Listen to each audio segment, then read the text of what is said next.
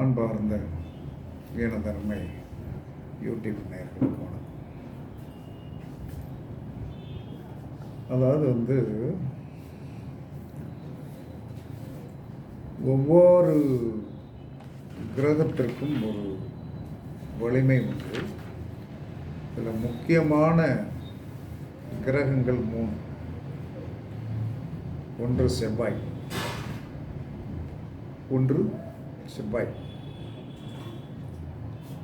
அதற்கடுத்து குரு, செவ்வாய்க்கு அடுத்து குரு, குருவுக்கு அடுத்து சுக்கிரன், சுக்கிரனுக்கு அடுத்து சனி. அப்போ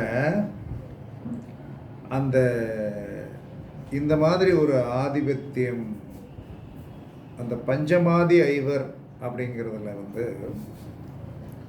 இந்த புதன் கடைசி புதன் நான் சொன்னாங்க புதனுடைய வலிமையை சொல்லிடலாம். அப்போ நாம் என்ன செய்யணும்னா, முதல் செவ்வாய், விருச்சிகத்தில் யாருக்கு செவ்வாய் இருந்தாலும் அவன் கண்டிப்பாக கோடியை பார்த்துருவான், கோடியை பார்ப்பான், தொழிலில் வெற்றி பெறுவான். அப்போ விருச்சிகத்தில் ஒருத்தனுக்கு செவ்வாய் இருந்தால் கோடியை பார்ப்பான், தொழிலில் வெற்றி பெறுவான், பெரும் பணம் வரும், மிகப்பெரிய நபர்களுடைய தொடர்புலாம் வரும். இதில் தடைக்கற்களாகிய சனி, ராகு, கேது சேரக்கூடாது. இப்போ எல்லாரும் ஒருத்தருக்கு இருக்கலாம், இருந்து நான் ஓட்டாண்டியாக கிடக்கேன் அப்படிங்கிற வார்த்தைகளை நீங்கள் விடுவீங்கன்னு எனக்கு தெரியும். அப்போ இந்த 3 கிரகம் என்ன சொன்னோன்னா, சனி, ராகு, கேது சம்பந்தப்பட்டு இருந்தால் அதை விடமாட்டாங்க, மைனஸை தான் விடுவாங்க. அப்போ விருச்சிகத்தில் செவ்வாய் இருந்தால் தொழில் வெற்றி கிடைக்கும், கோடீஸ்வர யோகம் வரும், பெரும்பணம் வரும், மிகப்பெரிய தொடர்பு கண்டிப்பாக வரும். அதற்கு அடுத்து மேசத்தில் செவ்வாய், பூமியின் மூலமாக லாபம், பூமியின் மூலமாக ஒரு பெரிய லாபம் இருக்கும், வெற்றி இருக்கும். அதுக்கடுத்து மகரத்தில் செவ்வாய், மக்களுடைய அன்புக்கு பாத்திரமானவராக மாறிடலாம். மக்களுடைய அன்புக்கு, மக்கள்னு என்ன சொன்ன 10ஆம் இடம் என்பது காலபுருஷனுடைய 10ஆம் இடத்துல போய் சூரியன் செவ்வாய் உச்சமாகிறதுனால பொதுமக்களுடைய அன்புக்கு பாத்திரமான நபராக மாறுவதற்குண்டான வலிமை கண்டிப்பாக உண்டு. அதற்கு அடுத்து என்ன சொன்ன, சமூகத்தில் ஒரு மரியாதை உள்ள நபராக கண்டிப்பாக இருப்பாங்க, கண்டிப்பாக இருப்பாங்க. அதில் என்ன சொன்னா எந்தவித மாற்றமும் கிடையாது. அப்போ விருச்சிகத்தில் செவ்வாய்க்கு என்ன மரியாதை, மேசத்தில் செவ்வாய்க்கு என்ன மரியாதை, மகரத்தில் செவ்வாய்க்கு என்ன மரியாதை, புரிஞ்சுக்கிட்டீங்களா? இப்படி அமையப்பெற்று இருந்தால்தான். அமையப்பெற்று இருக்கவில்லை என்று சொன்னால் ஒன்றும் செய்ய முடியாது இருக்கிறவங்க. அப்போ விருச்சிக செவ்வாய் கோடீஸ்வரன், தொழில் வெற்றி, பெரும்பணம் கண்டிப்பாக வரும், மிகப்பெரிய நபர்களுடைய தொடர்பு வரும், பயன்படுத்திக்கணும். மேசத்தில் செவ்வாய் பூமியின் மூலமாக லாபம் இருக்கும், பூமி பெரும்பான்மை நிறையா இருக்கும். மகரத்தில் செவ்வாய் பொதுஜன தொடர்பு நன்றாக இருக்கும், சமூக மரியாதை கண்டிப்பாக இருக்கும். அதற்கடுத்து என்ன சொல்கிறான்னா குரு, குரு எப்பயுமே என்ன சொல்கிறான்னா எந்தெந்த இடத்துல இருந்தால், தனுசில் குரு இருந்தால், தனுசில் ஒருவனுக்கு குரு இருந்தால் விரிவான அறிவு இருக்கும், விரிவான அறிவு இருக்கும். குடும்பத்தில் கண்டிப்பாக என்ன சொன்னான்னா நல்ல ஒரு பிடிப்புள்ள நபராக இருப்பார். ஊரில் கொஞ்சம் பெரிய மனுஷனாக இருக்கும். அந்த தெருவில் கூட இன்னாரா அப்படிங்கிற பேர் வந்துடும். தனுசுவில் குரு. அதற்கடுத்து என்ன சொன்னான்னா கடகத்தில் குரு, கடகத்தில் குரு உச்சம் அப்படின்னு சொல்லி வரும்போது ஒரு நல்ல என்ன சொன்னான்னா வீடு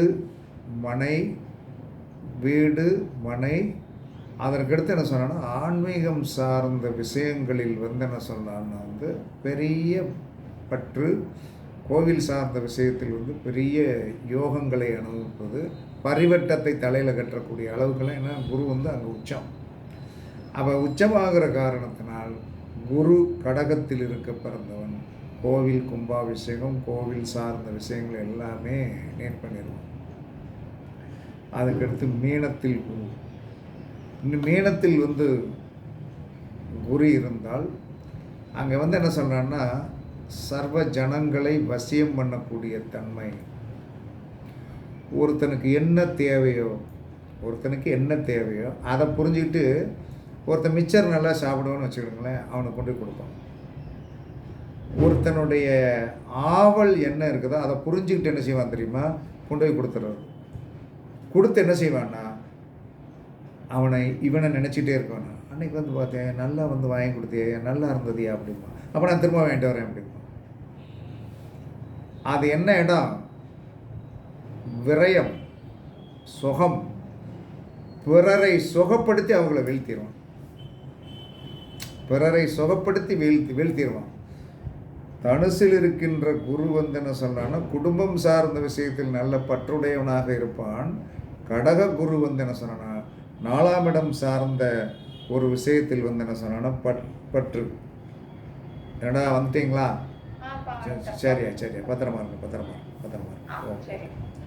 அப்போ இந்த தனுசு 4ஆம் இடத்துல வந்து குரு உச்சமாவதுனால கோவில் சார்ந்த விஷயம், கும்பாபிஷேகம் சார்ந்த விஷயம், ஆன்மீகம் சார்ந்த விஷயம் அத்தனையில் என்ன சொன்னான்னா, கோயிலா கெட்டிடுவோம், நீட் பண்ணிடுவோம் அப்படிங்கிற ஒரு அந்த ஆன்மீகம் என்று சொல்லக்கூடிய கோவில் சார்ந்த விஷயத்துக்கெல்லாம் உதவி, எல்லாத்துக்கும் உதவி செஞ்சிருவோம்.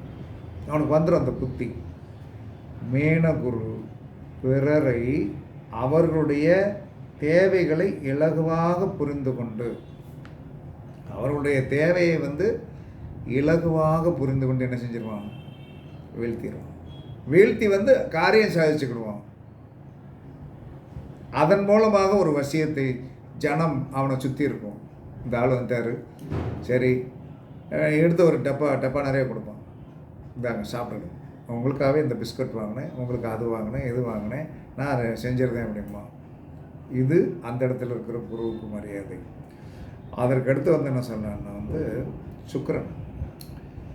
ரிஷபத்தில் ஒருவனுக்கு சுக்கிரன் இருந்தால் தனம் கண்டிப்பாக வரும். துலாத்தில் சுக்கிரன் இருந்தால் பணம் தேடி வரும். மீனத்தில் சுக்கிரன் இருந்தால் வேலை நன்றாக இருக்கும், வேலை தேடி வரும். அதெல்லாம் பரிச்சித்து பார்த்தது. சுக்கிரன் ரிஷபத்தில் இருந்தால் தனம் உண்டு. சுக்கிரன் துலாத்தில் இருந்தால் பணம் தேடி வரும். சுக்கிரன் மீனத்தில் இருந்தால் வேலை உங்களுக்கு தேடி வரும். சிறு வயதிலே சம்பாத்தியம் பண்ணக்கூடிய ஆதிபத்தியம் கண்டிப்பாக வந்துவிடும். அதற்கடுத்து சனி. துலாத்தில் உச்சமாகிற சனி வசீகரத்தை கொடுப்பார். துலாத்தில் உச்சமாகிற சனி வசீகரத்தை கொடுப்பார். மகரத்தில் ஆட்சி வருகின்ற சனி மதிப்பு, மரியாதை, ஜனசமுத்திரம் வந்து நம்மளை நாடி வரும். கும்பத்தில் இருக்கின்ற சனி கருத்து பிடிவாதம் இருக்கும். ஆனால் இவனிடம் ஒரு உண்மை இருக்கும், ஒரு ஞானம் இருக்கும். கருத்தால் வசீகரம் பண்ணிடுவான். நான் சொல்கிறது சரியாக இருக்கா இல்லையே பாரு, இல்லைன்னா பாரு அப்படிமா. ஆனால் கரெக்டாக இருக்கும். அப்போ சனி உச்சமான இடத்துல வந்து வசீகரமும், ஆட்சியான இடத்தில் வந்து மதிப்பு, மரியாதை, ஜனசமுத்திரத்தையும் அவன் பெற்று விடுவான். அவன் மூலத்திரிகோணமாகின்ற கும்ப வீட்டில் இருக்கின்ற சனி கருத்து பிடிவாதம் அவனிடம் இருக்கும், உண்மையான ஞானம் இருக்கும். ஞானத்தை கண்டிப்பாக கற்று வச்சிருப்பான். கருத்து வசீகரத்தால் எல்லாத்தையும் கவர்ந்து இழுக்கக்கூடிய தன்மை அவனுக்கு உண்டு. எனக்கு கும்பத்தில் சனி. என்ன நீ சொன்னாலும் சரி, என்னுடைய கருத்து கரெக்டாக இருக்கும். ஏற்றுக்கிட போறியா, ஏற்றுக்கிடலைன்னா போ அப்படின்ட்டு போய்கிட்டே இருப்பேன். என்ன காரணம்னா, பிடிவாதம் உண்மைதான், பிடிவாதம் இல்லைன்னு இல்லை. ஆனால் சொல்கிறது கரெக்டாக இருக்குல்ல, இதுக்கு மேலே என்ன செய்ய முடியும்? நீ நான் 50 நாள் கழித்து புரிய போகிறேன், ஆனால் நான் உடனே புரிஞ்சு சொல்லிடுவேன். அதற்கு அடுத்து புதன் வந்து என்ன சொல்கிறான்னா வந்து எப்பயுமே மிதனத்தில் இருந்தால், அதற்கடுத்து என்ன சொல்கிறான்னா வந்து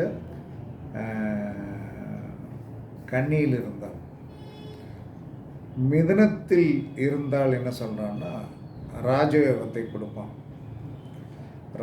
ராஜயோகத்தை கொடுப்பான். கன்னியில் புதன் இருந்தால் மிரட்டி பணியை வச்சுருவான்.